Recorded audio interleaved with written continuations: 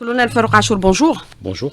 Alors, effroyable, les feux de forêt qui ravagent nos forêts à travers 26 wilayas et qui ont touché et qui ont malheureusement fait 34 morts, dont 10 militaires, des blessés et 1500 personnes évacuées. Le président de la République a présenté ses condoléances. Il y a actuellement près de 170 foyers d'incendie déclenchés simultanément, vite propagés en raison des vents. Comment est la situation ce matin, Colonel Farouk Achour? Elle est maîtrisée ou elle est toujours alarmante?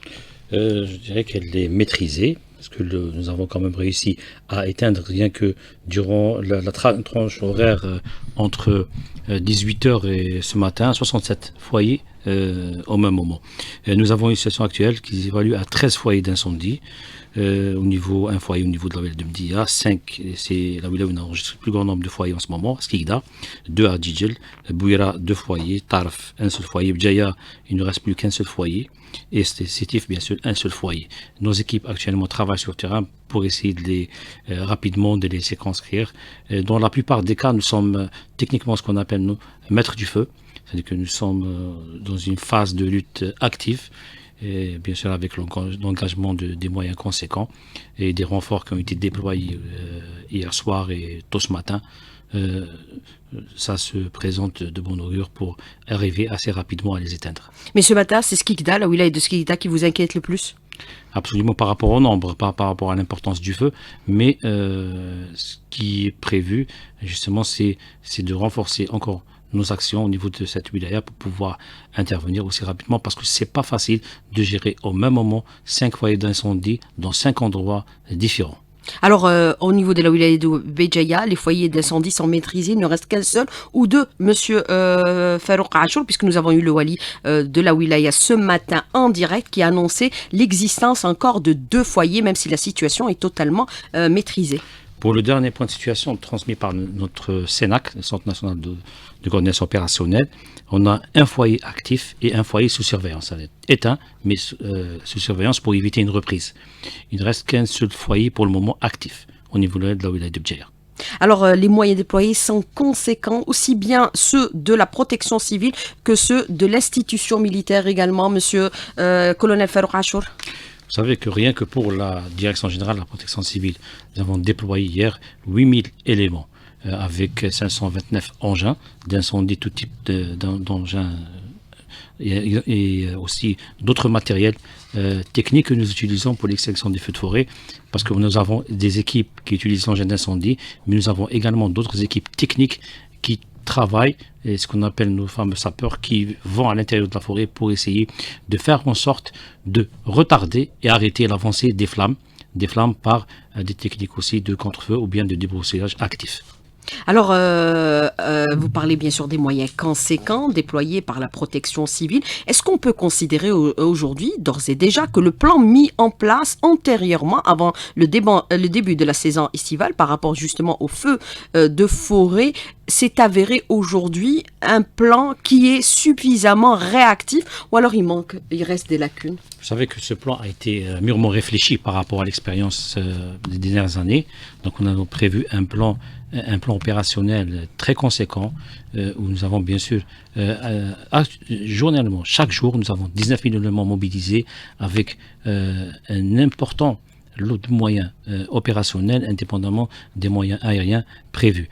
Et ce dispositif a très bien réagi, très bien fonctionné. Et les aspects opérationnels ont été totalement maîtrisés. Il faut savoir que si ce n'était pas l'engagement conséquent des moyens et surtout les mesures d'anticipation qui ont été prises, on aurait eu, croyez-moi, un bilan très lourd. Mais qu'est-ce que vous entendez exactement par les mesures d'anticipation quand on sait qu'aujourd'hui, par exemple, les moyens aériens n'ont pas été mobilisés hier? Pourquoi et pour quelles raisons, colonel Farouk Achour? Je suis désolé de vous contredire sur ce point, pour la simple raison que nous avons engagé des moyens déjà depuis le premier engagement a été le 15 juin, à l'occasion d'un incendie au niveau de la wilaya de Chlef. Et depuis ce jour-là, les moyens aériens travaillent pratiquement quotidiennement.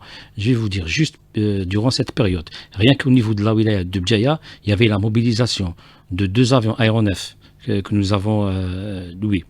et indépendamment de nos hélicoptères bombardiers d'eau, 2 hélicoptères de l'armée nationale populaire et le BE-200 qui a été acquis dernièrement, avions de grande capacité, toute cette flotte a été mobilisée juste pour la wilaya de Bjaya. Et il y avait aussi 2 avions et avec un hélico qui intervenait au même moment au niveau de la wilaya de Bouira, de Boumerdas. Il y avait aussi des moyens aériens au niveau de la wilaya de Djidjel. Donc il faut dire aussi que les moyens ont été justement déployés, ont été utilisés. Ils ont travaillé, je peux vous assurer, sans arrêt. Et je préciserai que même nos pilotes et ceux de l'ANP ont pris même des risques parce qu'il faut savoir que c'était très difficile, vu les conditions climatiques qui régnaient, de pouvoir travailler parce que le plafond était très bas techniquement, donc c'était très particulier. Je vous assure que d'autres n'auraient jamais pris ce risque. Mais certains disent que les vents violents hier ont empêché ces moyens aériens d'être utilisés. C'est le cas ou pas le cas, monsieur Farouk Achour, puisque vous dites le contraire de ce qui se rapporte ici et là? Vous savez que les gens parlent de ce qu'ils voient directement, comme j'ai dit tout à l'heure.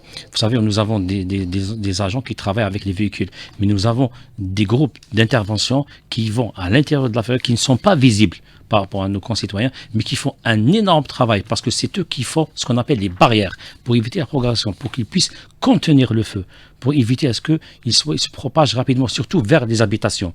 Il faut savoir que ces moyens aériens ont été déployés, surtout en premier temps, pour préserver, parce que nous avions beaucoup d'hameaux d'habitation à l'intérieur de la forêt. Donc, il fallait les protéger. Donc, la priorité a été de les utiliser à proximité de ces endroits. Et je vous assure que nos pilotes et ceux de l'ANP ont pris des risques.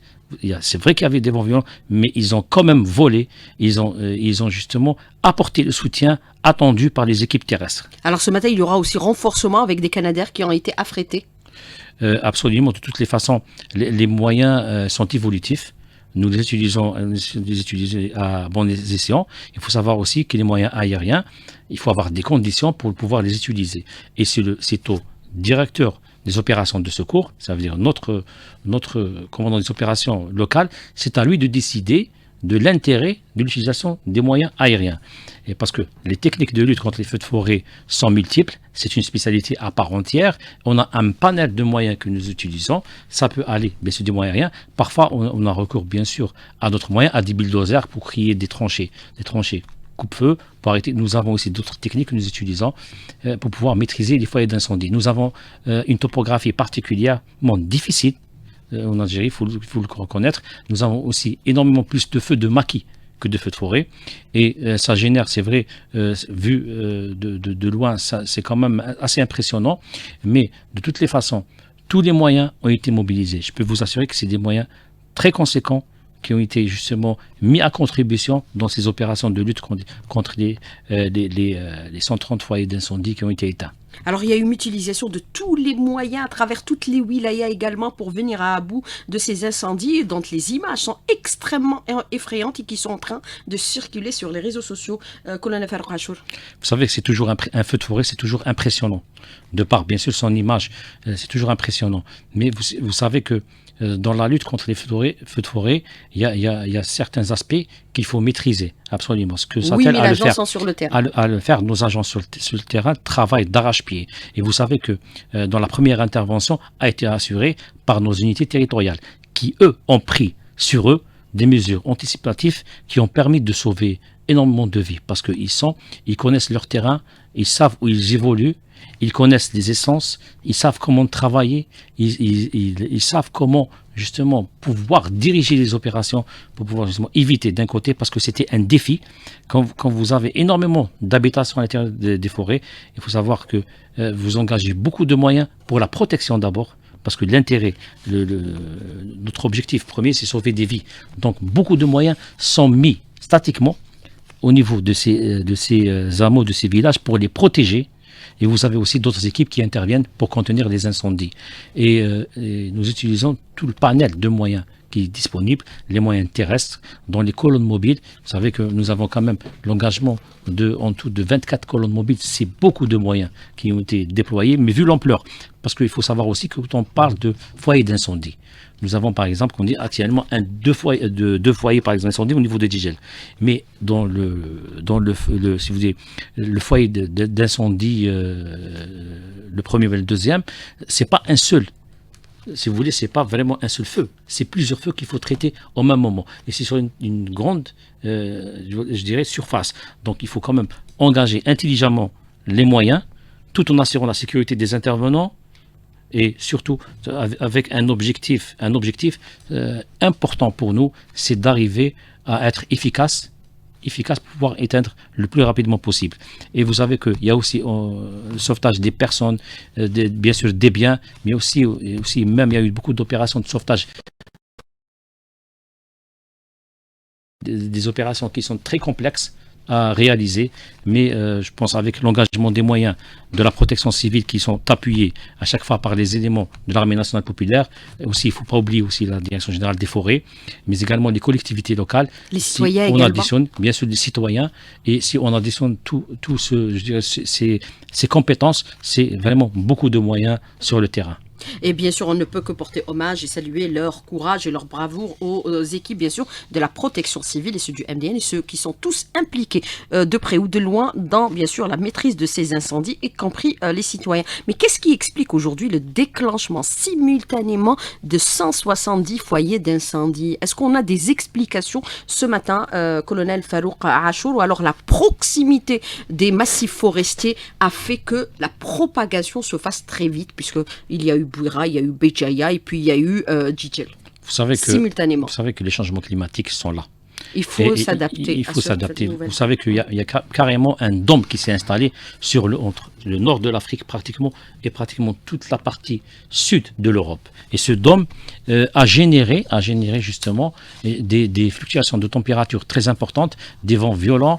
Vous savez que généralement... On le voit actuellement au niveau de l'Europe, qui connaissent absolument, qui connaissent beaucoup de foyers canicules et des foyers d'incendie. Voilà, vous avez beaucoup de départs, surtout en Grèce, surtout par exemple l'île de Rhodes, où pratiquement elle a été carrément évacuée, plus de 20 000 personnes ont été évacuées. Et il faut savoir que ce dôme, techniquement, d'habitude, ce qu'il faut savoir, c'est par exemple que les vents dominants changent à peu près tous les 6 heures. Mais à l'intérieur de ce dôme, ce qui s'est passé par exemple au niveau de la BGS, c'est que vous avez des rafales de vent très importants, très actifs, qui changent de direction pratiquement tous les 30 secondes. Ce qui a ce qui a permis au feu de prendre de l'ampleur et de se propager assez rapidement. Il faut savoir aussi que les espèces qui existent chez nous sont très volatiles, donc ce qui aussi favorise la propagation. Indépendamment d'autres phénomènes, on a eu des départs de feu malheureusement à partir de, je dirais au niveau de la wilaya par exemple de Blida, un départ de feu qui est parti à partir d'une décharge. Donc il faut être assez vigilant sur ce point-là. Et les hausses des températures, les canicules vécues ces derniers jours, c'est aussi des phénomènes déclencheurs. Il faut prendre en considération aujourd'hui toutes ces nouvelles données qui font aujourd'hui que les changements climatiques affectent fortement notre pays et notre région. C'est la raison pour laquelle il y a autant de feux de forêt, colonel Farouk Achour. Absolument. Et vous savez qu'il y a même des régions qui ne connaissaient pas ce phénomène commencent à les connaître sérieusement. Et c'est vrai que ces données climatiques changent complètement la donne. Il faut s'adapter. Il faut avoir, si vous voulez, un plan évolutif. C'est ce qu'on a travaillé sur ce plan parce que c'est vrai que ce phénomène nous avons déjà vécu. Nous essayons de travailler avec des paramètres qui nous permettent justement essayer de déterminer à l'avance. Vous savez que nous avions des indications qui nous permettaient de connaître à peu près un certain nombre de wilayas. On savait d'avance qu'il y avait une forte probabilité d'éclosion de foyers d'incendie. Nous avons mis justement des dispositifs d'anticipation et beaucoup de foyers ont été éteints juste à leur départ. Mais malheureusement, vu le nombre important de foyers qui se déclenchent au même moment, c'est très difficile de pouvoir gérer. D'abord, il faut être alerté à temps. L'alerte, elle est très très importante, alerter à temps, et malheureusement, souvent, parfois, on est alerté quand le feu prend vraiment beaucoup de proportions. Donc, parce que généralement, c'est des coins qui sont assez isolés. Mais avec ce que vous déclarez à l'instant, colonel Farouk Achour, est-ce qu'on peut d'ores et déjà écarter, bien sûr, le phénomène criminel? vous savez, on ne peut pas l'écarter. De toutes les façons, on ne peut pas l'écarter vu que certains phénomènes, malheureusement, ne s'expliquent pas seulement par les conditions climatiques. Donc, il y a certainement une part, donc, parce que, vous savez, le facteur humain reste quand même, peut-être probablement aussi une des causes. On a eu malheureusement au niveau de la Tipaza, nos équipes qui faisaient le ronde ont trouvé malheureusement des bouteilles contenant de l'essence accrochées à des arbres. Et c'est un phénomène qui est assez nouveau qu'on est en train de découvrir. C'est pour ça que les derniers temps, on a beaucoup d'équipes pluridisciplinaires, des équipes entre la protection civile, la gendarmerie nationale et la direction des forêts qui font des patrouilles tout le temps pour essayer de ratisser le plus large possible pour justement prévenir ce genre de départ d'incendie. Et c'est des aspects que nous aborderons encore une fois dans la deuxième partie de l'invité de la rédaction. 5 minutes seront également consacrées aux questions des auditeurs qui nous contacteront sur notre page Facebook invité de la rédaction. Colonel Farouk Achour, merci, restez avec nous, on revient dans un tout petit moment. À tout de suite. Alors Colonel Farouk Achour, moi je voudrais revenir avec vous sur plusieurs aspects pour cette deuxième partie de l'invité de la rédaction. Bien sûr, on parle de ces incendies effroyables qui malheureusement ont fait 34 morts, avec bien sûr 10 militaires tués également. Vous avez parlé de plusieurs aspects, les moyens énormes qui sont mobilisés, les moyens aériens, l'État n'a pas lésiné sur les moyens, la protection civile, les équipes bien sûr de l'ANP, également des citoyens, des collectivités locales sont déployées sur le terrain. Vous avez déploré malheureusement le fait que l'alerte n'est pas suffisamment précoce pour pouvoir aujourd'hui intervenir rapidement. Qui doit enclencher justement cette alerte précoce quand on sait qu'aujourd'hui, par rapport à la topographie de ces localités, les citoyens parfois habitent à proximité ou à l'intérieur même des massifs forestiers? C'est les citoyens ou c'est les forestiers? Vous savez que généralement, pour l'alerte, la plupart des foyers où il y a des forestiers qui surveillent, généralement, c'est des coins qui sont très très bien surveillés, donc on n'a pas de souci. Mais vous savez, l'étendue du territoire, et par rapport à la topographie, c'est très important d'avoir la collaboration de nos concitoyens. Parce que c'est eux qui sont le premier maillon de la chaîne d'intervention, à travers l'alerte précoce. Ils doivent, à chaque fois qu'il y a un soupçon, même un soupçon, de départ de feu, il faut qu'on soit alerté. Mais est-ce qu'il faudrait aller vers des moyens techniques modernes pour l'alerte précoce, comme par exemple l'utilisation des drones ou des caméras thermiques pour la surveillance des massifs forestiers? Vous savez, c'est déjà utilisé. Vous savez que nous avons un avion de reconnaissance, Zlin, que nous avons déployé, qui fait de la reconnaissance aérienne. À chaque fois qu'il y a des indices d'inflammabilité importants, nous avons l'imagerie satellitale, mais vous savez que ça ne détecte que quand un foyer est important. Quand il est vraiment... Mais le petit début d'incendie, c'est extrêmement difficile de détecter. Donc c'est pour ça que dès qu'il y a des petites fumerolles, il faut absolument alerter parce que parfois c'est un départ de feu naturel, parfois c'est un départ de feu volontaire. Donc c'est très important d'alerter pour qu'on puisse intervenir rapidement. Et le dispositif, le maillage qui a été installé permet une intervention rapide, pourvu que nous ayons l'information à temps. Et plus tôt on intervient, moins la situation ne va se dégénérer. C'est-à-dire qu'il y aura une maîtrise quand même assez rapide.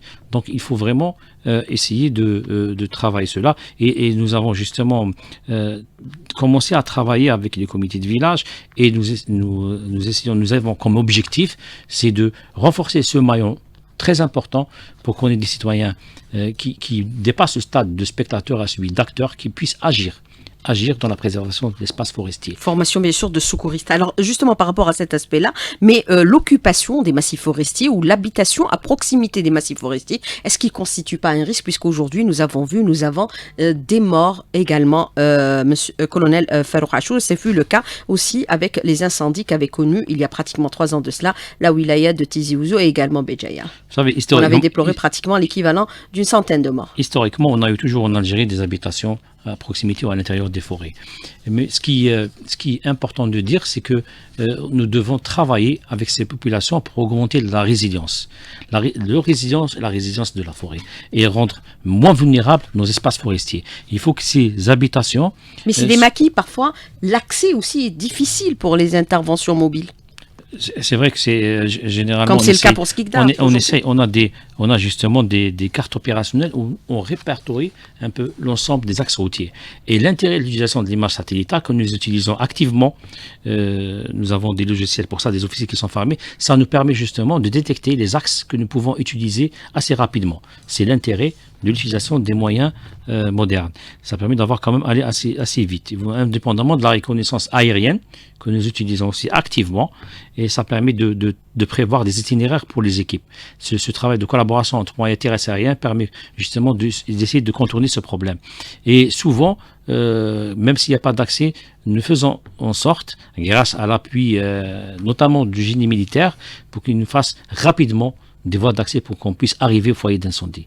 Et à ce titre, on tient à leur rendre hommage pour leur efficacité, surtout par rapport au temps de réponse exceptionnel, ce qui permet d'avoir justement cette capacité opérationnelle. Mais par rapport à cette question d'anticipation, est-ce qu'il ne faudrait pas aussi travailler sur la réalisation des pistes et également des bassins d'eau au niveau de ces massifs forestiers pour une intervention beaucoup plus rapide et efficiente, Monsieur Colonel Farouk Achour? Est-ce qu'il faudrait mettre en place, parce qu'on a vu dans certains pays, ils sont arrivés à une situation de prévention de telle sorte aussi à irriguer ces massifs pour que le feu ne prenne pas?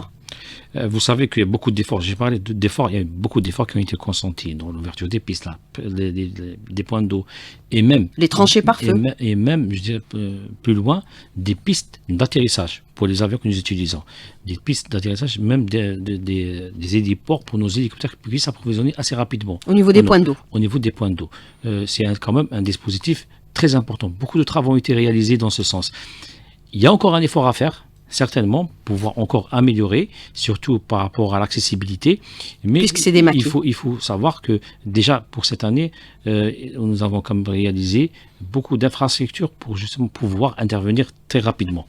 Alors, les feux de forêt, c'est considéré comme étant aussi des risques majeurs. Nous en parlons depuis quelque temps dans notre pays par rapport à la vulnérabilité de notre territoire, étant bien sûr dans une zone qui prend aujourd'hui, avec les changements climatiques, beaucoup d'importance. Nous avons vu des canicules jamais atteintes c'est-à-dire des températures jamais atteintes par le passé. Est-ce que vous avez aujourd'hui mis en place, par exemple, une carte de vulnérabilité au niveau de votre institution pour pouvoir intervenir? Est-ce qu'on connaît un peu les régions à fort risque de feu, d'incendie? Vous savez, cette carte de vulnérabilité, elle existe chez nous. Feu de forêt, plutôt. Ce qu'on appelle, nous avons un outil scientifique que nous avons développé, ce qu'on appelle le SWACR, le schéma du wilaya d'analyse et de couverture des risques. Vous l'avez? Bien sûr, ça permet justement d'identifier les risques et de prévoir des réponses. Des réponses sur le plan préventif, sur le plan formation des personnels et sur l'acquisition de moyens spécialisés par rapport à ce risque. Parce que nous avons énormément de risques. Nous avons des inondations, nous avons aussi des crues torrentielles, nous avons des feux de forêt, nous avons des séismes. Donc nous apportons à chaque fois des réponses par rapport à ces risques. Et bien sûr, par rapport aux feux de forêt, justement, cette vulnérabilité nous a permis justement de mettre à la disposition de la BTZ, par exemple, 3 colonnes mobiles qui sont réparties au lieu d'une seule par rapport aux autres villages. Donc, nous essayons d'apporter des réponses. Nous avons le soutien des pouvoirs publics. Nous avons un programme conséquent pour essayer justement augmenter encore les capacités opérationnelles de celui-là par rapport à chaque risque. Parce que c'est important. Pour augmenter, il faut un recrutement aussi. Voilà, nous parlons des feux de forêt, mais dans quelques temps, on va parler des inondations, des crues torrentielles. Donc, on se prépare par rapport à tout cela. Et ce schéma d'analyse de couverture des risques par wilaya est un outil très important sur lequel on s'appuie pour prévoir l'installation de futures unités par rapport aux zones sensibles et l'augmentation des capacités opérationnelles de certaines unités. Et bien sûr, c'est un instrument d'aide à la décision. Mais justement, par rapport à cette carte et ce schéma, qu'est-ce qu'il décline aujourd'hui? Quelles sont les régions les plus exposées aux feux de forêt? C'est les mêmes ou alors le feu se propage dans des endroits auxquels on ne s'attend même pas, puisqu'on a vu qu'avec le début des canicules, des palmiers au niveau de l'extrême sud du pays ont pris feu? Absolument, ça se déclenche partout. Ça se déclenche justement à titre d'anticipation. Il faut savoir que nous avons même des colonnes mobiles au niveau du wilaya du Sud. C'est par rapport à faire face à ce genre de situation nouvelle, parce qu'il y a beaucoup d'investissements, beaucoup de gens font de l'investissement, donc il faut les accompagner, il faut protéger ces biens. Donc nous avons mis en place même même au profit des wilayas du Sud. Et justement, il y a un programme spécial pour les 10 nouvelles wilayas, pour justement les mettre à jour par rapport aux autres wilayas. Il y a un programme d'acquisition, et le programme de recrutement par rapport à ces wilayas personnel a été déjà fait. Les personnels sont en formation, et dès qu'ils terminent leur formation, ils vont rejoindre leurs unités respectives, mais également par rapport à l'acquisition des moyens. Et c'est vrai que le risque évolue. Voilà. Les risques évoluent. Les risques évoluent, et il nous appartient à nous, en tant qu'institution responsable de la sécurité des personnes et des biens, d'évoluer aussi. C'est ce que nous faisons. Comment vous le faites? Les techniques changent, donc on s'adapte aux nouvelles techniques. Notamment, on essaie d'être toujours à jour par rapport aux nouvelles technologies qui sont utilisées. Et je voudrais juste rappeler à ce titre que l'Algérie la protection civile algérienne a beaucoup d'expérience. Et je voudrais juste rappeler qu'il n'y a même pas 15 jours, l'Organisation internationale de la protection civile, pour la deuxième année consécutive, nous fait confiance pour envoyer des officiers des pays africains et arabes, même d'Océanie, en Algérie, pour les former sur les techniques de gestion de lutte contre les feux de forêt, et surtout les techniques de combinaison des moyens entre moyens terrestres et aériens. Et nous avons vu que vous êtes aussi homologué par les instances internationales. Alors, vous travaillez en étroite collaboration par rapport à ce phénomène des changements climatiques avec, bien sûr, l'Office de la météorologie. Vous prenez en considération les bulletins d'alerte qui sont lancés régulièrement par rapport à l'alerte canicule, alerte également pluie.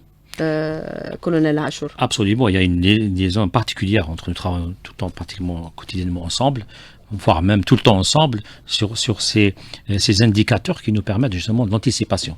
Vous déclenchez systématiquement un plan Absolument. Interne, hein, je parle Absolument. plan Nous avons au niveau du Centre national de coordination opérationnelle des officiers qui prennent ces données-là, les injectent dans ce que nous avons comme logiciel pour déterminer si vous voulez, les endroits à risque, et nous émettons justement des directives aux wilayas concernés de mettre en action leurs moyens, de les répartir là où il faut. Et croyez-moi que souvent, on a des déclenchements d'incendies là où l'indice de vulnérabilité est important. Simplement, les conditions climatiques actuelles qui changent, qui évoluent, et ce dôme pratiquement de chaleur qui s'est installé a changé un peu la donne par rapport surtout à la direction et la force des vents. Mais justement par rapport à ce dôme, il est en train de sévir au niveau de toute la région de la Méditerranée, puisque nous avons vu que la Grèce actuellement est quasiment en feu, l'Italie avec tous les moyens déployés de l'Europe, puisque c'est l'Europe qui est concernée, et nous l'avons vu aussi au niveau du Canada, il a déclenché des feux ravageurs. Vous savez que durant les 48 heures passées, vous avez eu des incendies du Portugal jusqu'en Turquie.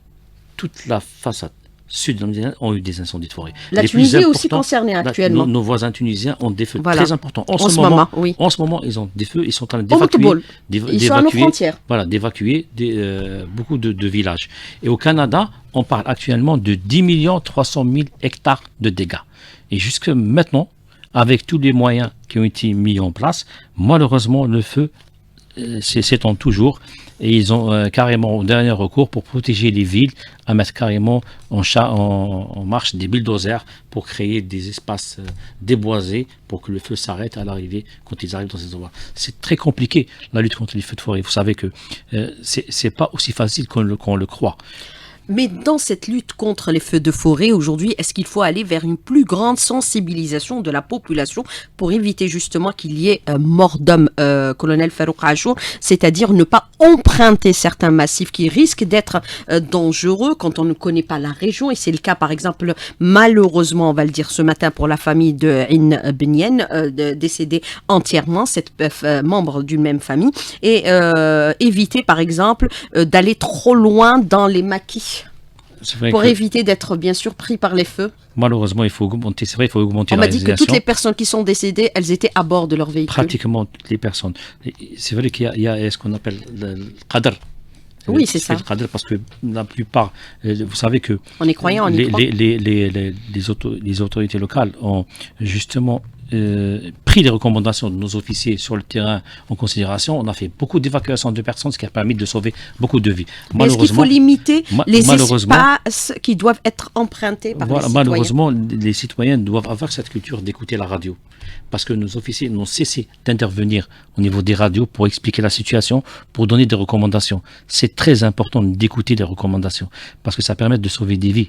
Et malheureusement, si vous voulez, on a beaucoup de routes qui passent à la lisière ou à l'intérieur des forêts. Et c'est déplorable malheureusement parce que ça fait des victimes. Alors il faudrait aussi être très vigilant au sud du pays pour protéger les palmeraies contre les risques de feu, même si cela se produit rarement. Colonel Acho, c'est la question de l'auditeur rapidement. Elles sont nombreuses. On a eu beaucoup justement de feux, mais malheureusement la plupart sont partis dans des palmeraies qui sont carrément abandonnées, mais qui sont mitoyennes à d'autres palmeraies qui sont actifs. Donc c'est très important de faire aussi les travaux préventifs. Où sont les Canadaires? Pourquoi on n'a pas utilisé les grands moyens à Béjaïa et Djidjel comme les Canadaires, colonel Farracho, même si on en a parlé dans la première partie de l'invité de la rédaction? C'est la question de l'auditeur et c'est tout le monde qui se pose la question. J'insiste pour dire que au niveau de Béjaïa, le gros des moyens aériens ont été utilisés au niveau de Béjaïa, à savoir 4 hélicoptères, 2 avions, indépendamment de l'avion gros porteur acquis par l'armée nationale qui a et ce matin, il y a 2 grands Canadaires qui sont déployés. Voilà. En ce moment, il y a carrément 8 aéronefs qui travaillent en ce moment sur la wilaya de Béjaïa, indépendamment des autres wilayas. Il y a beaucoup de moyens aériens qui sont engagés, qui ont travaillé d'arrache-pied, et je précise encore une fois, qui ont pris même des risques. Et c'est ce qui est aujourd'hui en danger. Alors, les changements climatiques extrêmes nous obligent à travailler en amont, surtout une formation adéquate des agents de la protection civile, direction des forêts et même les citoyens. Quelle est votre réponse justement par rapport à ce commentaire de l'auditeur, colonel Acho? En ce qui concerne la protection civile, nous avons la plupart de nos officiers sont FDF 5, ça veut dire le plus haut niveau, reconnu au niveau international. Nous travaillons justement à initier nos collègues de la direction générale des forêts. Nous avons des programmes de travail ensemble qui est en cours, qui continue de fonctionner. Et nous avons aussi un programme avec notamment en direction des comités de village que nous avons commencé cette année, que nous allons étendre, travailler encore plus pour préparer la saison prochaine, pour essayer, comme j'ai dit, renforcer la chaîne des secours par justement le renforcement du rôle important de nos concitoyens. Et vous êtes sur tous les fronts, les accidents de la circulation. Pas plus tard que ce matin, il y a eu aussi un accident effroyable qui a engendré malheureusement 4 morts. Et vous êtes aussi par rapport à la saison estivale sur, bien sûr, le littoral, puisque nous avons vu que nos week-ends sont devenus extrêmement dramatiques avec le nombre de noyades qui est très élevé. Malheureusement, c'est le cas. Nous sommes quand même à 130 depuis le 1er juin, 130 noyés entre plage et plan d'eau. Et à cette occasion, aujourd'hui, nous célébrons, à l'instar des pays membres des Nations Unies, la journée internationale de la prévention des risques de noyade. Et les risques de noyade, c'est aussi à l'intérieur des maisons. Vous savez qu'un enfant peut se noyer dans 15 cm d'eau. Oui, dans une baignoire. C'est très important. Et aujourd'hui, justement, nous avons une campagne qui démarre aujourd'hui. Il y a beaucoup d'activités qui sont prévues pour sensibiliser nos concitoyens sur ce risque, ô combien important, qui malheureusement génère des décès chaque année. Et il ne faut pas aussi qu'une journée, bien sûr, de détente se transforme en deuil. Alors, vos interventions sont nombreuses. Vous intervenez quel est le volume de vos interventions? Par exemple, si je vous posais la question, en 1 minute, c'est-à-dire 60 secondes. Moi, je parle d'une intervention tous les 38 secondes. Vous savez, c'est quand même énorme comme travail quotidien. C'est-à-dire par minute, vous avez 2 interventions. Voilà, qui est généré à travers l'ensemble territoire national. C'est énorme comme activité. Et ça, c'est des activités opérationnelles directement. Je ne parle pas des activités de soutien ou des activités de sensibilisation. Et si vous voulez, tous les dispositifs de sécurité qui sont placés au bénéfice de nos concitoyens. Et on rend hommage bien sûr à notre protection civile qui est extrêmement professionnelle et performante. Alors vous avez ce commentaire de l'auditeur, je vais vous le lire quand même, colonel Acho. Nul n'a le droit de douter du dévouement des hommes de feu et des moyens mis par l'État. Le temps est pour la solidarité et la prière et que cessent les dérives sur les réseaux sociaux. Il faut essayer d'éviter en ces moments difficiles un peu de porter d'une façon ou d'une autre atteinte aux institutions de la République, aux hommes de la République, parce que ces institutions sont faites par des hommes et des hommes algériens et des femmes algériennes. Colonel Acho. Merci pour cette. C'est le commentaire de l'auditeur. Citoyen. Et je voudrais juste rappeler, ça fait juste 1 semaine, nous avon perdu un élément en pleine action, en pleine lutte contre les feux de forêt, un jeune de 30 ans. Pour dire que le dévouement de nos agents ou bien de nos braves soldats il n'y a aucun doute là-dessus. Et c'est des gens qui offrent leur vie pour celle des autres. Et nous avons quand même notre directive première, c'est de sauver même au péril de nos vies. C'est notre travail quotidien. Donc nous essayons de travailler, d'être à l'écoute de nos concitoyens.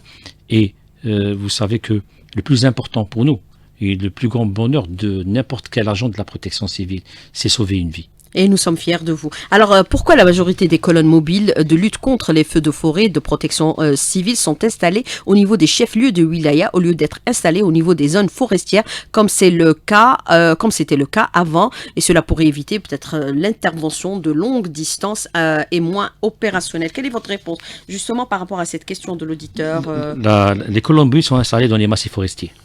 Ils ne sont pas installés dans les chefs-lieux. Et je dirais, par exemple, au niveau de la Tizi Ouzou, vu l'étendue des massifs forestiers, nous avons 3 colonnes mobiles qui sont réparties entre l'est, le centre et l'ouest de la ville. Et ils sont généralement installés à proximité immédiate des massifs forestiers. Pourquoi? Parce qu'ils font si vous voulez, de la formation quotidienne. Ils font des manœuvres quotidiennes pour améliorer, je dirais, leur réponse. C'est tout l'interaction entre les différents éléments. Ça, c'est très important pour nous. Dès qu'ils sont activés, elles changent de position immédiatement. Elles sont installées là où ils devraient être, c'est-à-dire selon la carte des risques, les endroits où il y a forte probabilité de départ de feu. Alors, je voudrais revenir avec vous sur un aspect qui est important, puisqu'on parle de l'utilisation des moyens modernes de surveillance de nos massifs forestiers. Vous avez parlé, bien sûr, des moyens satellitaires qui sont déployés actuellement. Vous parlez d'une cartographie qui est élaborée, qui est réactualisée en fonction, bien sûr, de ces nouveaux phénomènes qui sont les canicules que nous traversons, que nous connaissons actuellement, et c'est des températures jamais égalées par le passé. C'est dû, bien sûr, à ce dôme. Les changements climatiques. Vous avez parlé, bien sûr, des caméras thermiques, également des drones de surveillance des massifs forestiers. Est-ce qu'il parallèlement, il va falloir réfléchir ensemble entre les différents intervenants pour mettre en place une météo spéciale feu pour alerter sur les foyers d'incendie à la télévision ou à la radio nationale pour que les gens évitent de se rendre au niveau de ces endroits qui sont en feu actuellement et mettent en péril leur vie, parce que nous sommes en pleine vacances et les gens vont en louer du côté de Béjaïa, du côté de Djidjel, ils vont se déplacer au niveau de ces localités. Vous savez que mettre à la télévision une carte pour parler des foyers de feu. On y travaille.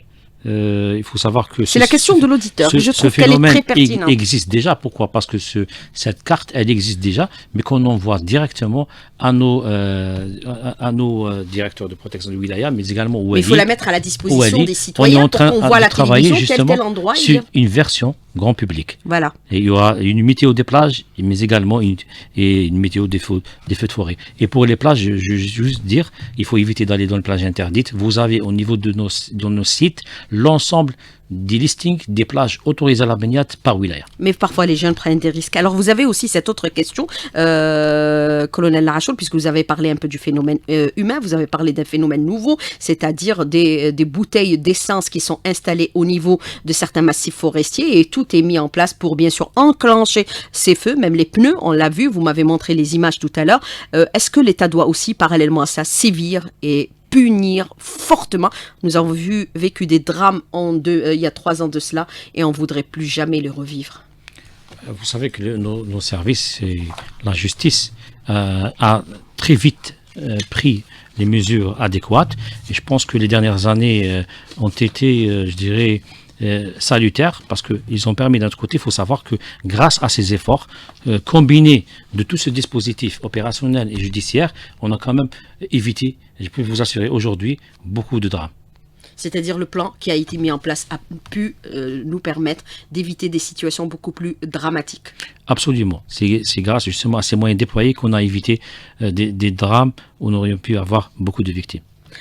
Colonel Farouk Achour, merci d'avoir répondu à nos questions, d'avoir été en direct avec nous ce matin dans le studio. Bien sûr, bon courage à vos équipes qui sont déployées sur le terrain. Bon courage aux populations. Et puis, bien sûr, sincères condoléances aux familles qui sont endeuillées aujourd'hui. Merci. À demain.